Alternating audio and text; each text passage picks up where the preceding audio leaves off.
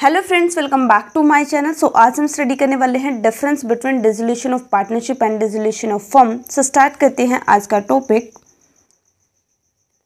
सो अगर हम बात करें डिसोल्यूशन ऑफ फर्म की, तो डिसोल्यूशन ऑफ फर्म का मतलब क्या होता है कि जितने भी पार्टनर्स हैं सब में मतलब पार्टनर्स मतलब उन्होंने आपस में कोई ना कोई डील की होगी, ठीक है, तभी वो एक दूसरे के साथ काम कर रहे हैं, राइट। किसी न किसी कॉमन पर्पस के लिए वो काम कर रहे होंगे। बट अगर जो है सारे ही पार्टनर एक दूसरे से अलग अलग हो जाते हैं, जो भी उनका रिलेशंस है वो सारे ख़त्म हो जाते हैं, तो हम बोलेंगे dissolution of a firm, right. जब जितने भी पार्टनर्स हैं सबका रिलेशन क्या हो जाते हैं, ब्रेक डाउन हो जाते हैं। बट अगर हम बात करें डिसोल्यूशन ऑफ पार्टनरशिप की, तो डिसोल्यूशन ऑफ पार्टनरशिप में क्या होता है, सिर्फ और सिर्फ जो आपकी पार्टनरशिप थी वो टर्मिनेट होती है। इसका मतलब क्या है कि मान लो किसी एक दो पार्टनर में जो है मान लो कोई पार्टनर छोड़ के चला गया आपकी पार्टनरशिप को, या सिर्फ जो है किसी एक दो पार्टनर, मान लो कितने पार्टनर थे आपके पास, 10 पार्टनर थे और 2 पार्टनर थे ओ ए और बी, राइट। ये दोनों आपके बिजनेस से जो है चले गए हैं, राइट। तो बाकी के कितने मेंबर बच गए, अब 8 बच गए। तो ये 8 जो है वो अपनी फर्म को क्या करेंगे, कंटिन्यू करेंगे। तो यहाँ पे क्या हुई है, डिसोल्यूशन ऑफ पार्टनरशिप हुई है। अब पहले वाली पार्टनरशिप नहीं हुई, तो यहाँ पे क्या होगा कि जो आपकी एग्जिस्टिंग पार्टनरशिप थी वो ओवर होगी और आप जो है एक न्यू पार्टनरशिप एस्टैब्लिश करोगे। अब ये 8 मेंबर प्रॉफिट शेयरिंग रेशियो इनकी क्या होगी, तो ये सारा जो है सब कुछ जो है न्यू बैलेंस शीट बनाई जाती है।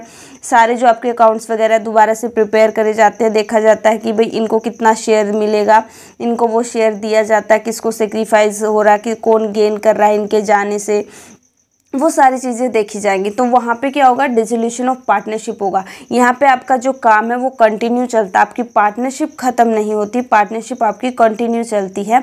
जो एग्जिस्टिंग मेंबर बच जाते हैं, ठीक है, वो क्या करेंगे, वो कंटिन्यू करेंगे अपने बिजनेस को ऑपरेट, और जो मतलब छोड़ के जाना चाहते हैं वो छोड़ के चले जाएंगे। तो मतलब वो पार्टनर्स चले गए तो वहाँ पर क्या हो जाती है, आपकी पार्टनरशिप टर्मिनेट हो जाती है, राइट। तो when one or more partners separate from the firm, that is dissolution of partnership। But अगर हम बात करें dissolution of firm की, तो यहाँ पे क्या होता है, जितने भी पार्टनर्स आपकी फर्म के अंदर, ठीक है, उन सब का रिलेशन क्या हो जाता है, ब्रेक डाउन हो जाता है, सब एक दूसरे से अलग हो जाते हैं, आपकी पार्टनरशिप टर्मिनेट हो जाती है, राइट। तो क्या बोलेंगे हम बोलेंगे डिसोल्यूशन ऑफ द फर्म। सो अब हम करते हैं टैबुलर फॉर्म में इसके डिफरेंस को स्टडी, राइट। तो डिसोल्यूशन ऑफ पार्टनरशिप के केस में क्या होता है, when the firm is dissolve the partnership terminate. मान लो कि फर्म डिसॉल्व हो गई, अगर फर्म ही डिसॉल्व हो गई, आपकी फर्म ही ख़त्म होगी, तो पार्टनरशिप तो अपने आप ही टर्मिनेट हो जाएगी, ठीक है, मतलब अपने आप ही ख़त्म हो जाएगी।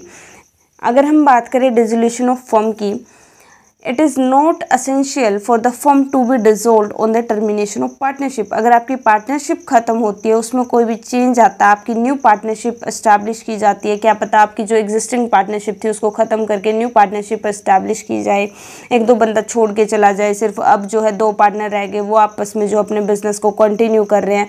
तो इसका मतलब ये तो नहीं है कि फर्म जो है आपकी वो भी डिसॉल्व होगी, वो तो कंटिन्यू चल रही है, बस पार्टनरशिप डिसॉल्व हुई है। तो जब आपकी पार्टनरशिप डिसॉल्व होती है तो ज़रूरी नहीं कि फर्म भी डिसॉल्व होगी, बट अगर आपकी फर्म ही ख़त्म होगी तो फिर आपकी पार्टनरशिप अपने आप ही टर्मिनेट हो जाएगी, अपने आप ही ख़त्म हो जाएगी। नेक्स्ट पॉइंट क्या है हमारा, कि अगर आपका जो है एक तरीके से डिसोल्यूशन ऑफ पार्टनरशिप हो जाता है, तो इसका मतलब ये ज़रूरी नहीं है कि आपका बिजनेस भी बंद हो जाएगा। हो सकता है कि आपका जो है डिसोल्यूशन ऑफ पार्टनरशिप होने के बाद भी जो है आपका बिजनेस कंटिन्यूस चल रहा है, जो रिमेनिंग पार्टनर्स है वो अपने बिजनेस को कंटिन्यू कर रहे हैं। But in case of dissolution of firm, अगर डिसोल्यूशन ऑफ फर्म हो गया तो आपका बिजनेस का जो है एक तरीके से काम भी बंद हो जाएगा, आपका फर्म जो है वो बिल्कुल स्टॉप हो जाएगी, अब उसमें कोई भी पार्टनर नहीं है और अब जो है कोई भी काम कंटिन्यू नहीं होगा, आपका बिजनेस एकदम रुक जाएगा उस पॉइंट पे। इसके बाद जो है रिलेशनशिप की अगर हम बात करें पार्टनरशिप की, तो यहाँ पे अगर डिसोल्यूशन ऑफ पार्टनरशिप होता है तो इसका मतलब ये नहीं कि सारे पार्टनर्स के रिलेशंस जो है वो एंड हो गया है, ख़त्म हो गया, नहीं। जो रिमेनिंग पार्टनर्स रह जाते हैं वो उसके बाद जो पार्टनरशिप को कंटिन्यू करते हैं और उनका रिलेशन अभी भी रहता है। बट अगर डिसोल्यूशन ऑफ फर्म हो जाए तो उस केस में जितने भी पार्टनर्स हैं सबके रिलेशन क्या हो जाते हैं, यहाँ पर टर्मिनेट हो जाते हैं, बिल्कुल ख़त्म हो जाते हैं आपकी जो है, क्योंकि फर्म ही बंद होगी होगी तो पार्टनर्स का रिलेशन किस काम के, ठीक है, वो तो अपने आप ही ख़त्म हो जाएंगे, राइट। इसके बाद जो है नेक्स्ट है हमारा कि डिसोल्यूशन ऑफ पार्टनरशिप के केस में जो भी आउटगोइंग पार्टनर होगा, ठीक है, उसको जितना भी शेयर होगा उसको शेयर दिया जाएगा। अब ये तो नहीं है कि कोई पार्टनर छोड़ के जा रहा है तो उसको खाली हाथ भेज दोगे। अगर उसका प्रॉफिट में शेयर है, किसी एसेट में शेयर है, ठीक है, गुडविल में शेयर है, तो उसको जो भी उसका शेयर होगा वो उसको दिया जाएगा।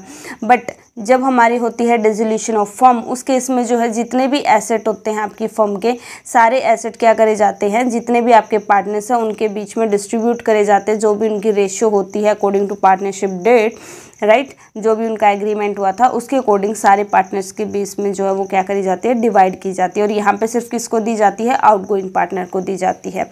इसके बाद जो है बिजनेस हमारा कंटिन्यू चलता है in case of dissolution of partnership. यहाँ पे हमारा बिजनेस जो है वो एंड हो जाता है, ख़त्म हो जाता है।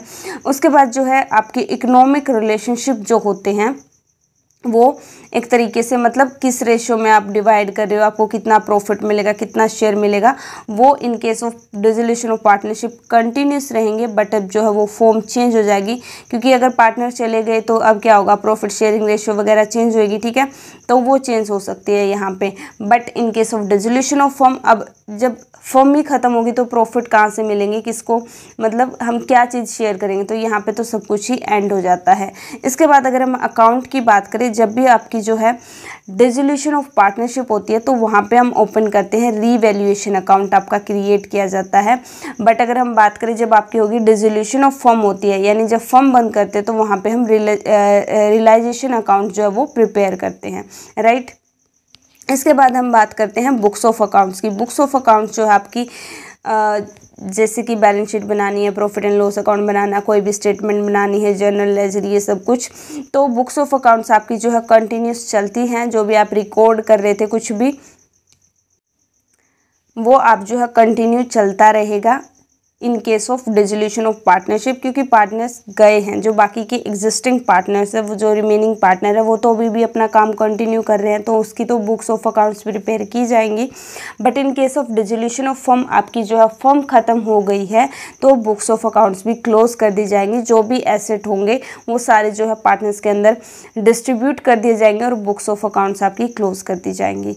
तो ये था हमारा difference between dissolution of partnership and dissolution of firm. I hope आपको सारे पॉइंट्स क्लियर हो गए हों। कोई डाउट है तो आप कमेंट बॉक्स में पूछ सकते हो।